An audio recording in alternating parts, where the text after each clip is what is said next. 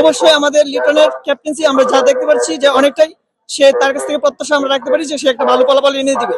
কি আমাদের মনে হচ্ছে যে একটা যে সুন্দরতম খেলা, যে আমাদের দলটার অনেক শক্তিশালী মনে করতেছি, আমরা ভালো একটা পয়েন্ট নিয়ে জয় লাভ করব যা আমরা সংগ্রহ করতেছি আশাবাদী। তা আমরা আশা করি যে তাদের আমরা যদি আমরা বোলিং পাই তাহলে হয়তো আমরা ওভার অনেক ঠিক রেখে আমাদেরকে জয় লাভ করতে পারবো, সেটা আমরা আশাবাদী। তবে দোয়া করি যেন তবু আমাদের দল যেন ওটা দেশ। কার উপরে বেশি প্রত্যাশা রংপুরের?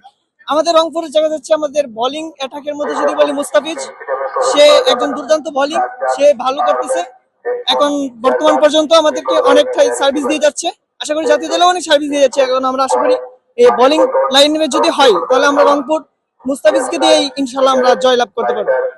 আমি যদি ব্যাটিং এর দিকে বলতে পারি, এখন বর্তমানে যদি আমরা বলি তৌহিদ হৃদয় কিন্তু এখন বিপিএল এর টপ স্কোরার, যিনি এখন বর্তমানে টপ স্কোরে আছে এখন রান সম্পর্কে। তাহলে আমরা আশা করি যে এই তৌহিদ হৃদয় ভালো একটা আমাদেরকে ইনিংস খেলে দিবে। তারপরে আমাদের দেখা যাচ্ছে ডেভিড মারান আছে, কায়েল মায়ার্স আছে, যারা আমরা দেখছি বড় বড় পাঞ্চ আছে খেলে থেকে, ওইগুলোর দিকে আমরা আশা করি যে ভালো একটা প্রত্যাশা আজকে আমাদের বিপিএল এর যে একটা কোয়ার্টার ফাইনাল ম্যাচ, ওইটা থেকে আমরা আশাবাদী রাখতে পারি। তার সঙ্গে আমার দেখা যাচ্ছে যে বাংলাদেশ জাতীয় দলের একজন খেলোয়াড় যিনি বর্তমানে ক্যাপ্টেন্সি করতেছে, লিটন দাস, আমরা মেবি জানি লিটন দাস, ও আশা করি যে আমাদের এখন বিপিএল রংপুরের হয়েও ক্যাপ্টেন্সি করতেছে। ক্যাপ্টেন্সি কেমন উপভোগ? অবশ্যই আমাদের লিটনের ক্যাপ্টেন্সি আমরা যা দেখতে পাচ্ছি যে অনেকটাই সে তার কাছ থেকে প্রত্যাশা আমরা রাখতে পারি যে সে একটা ভালো ফলাফল এনে দিবে।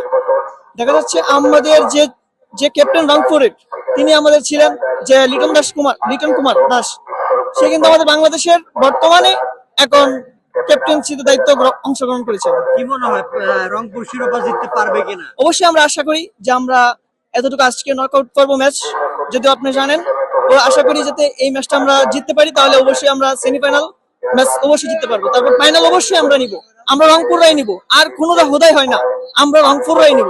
আশাবাদী আমি রংপুরে এবার অনেক ভালো একটি দল।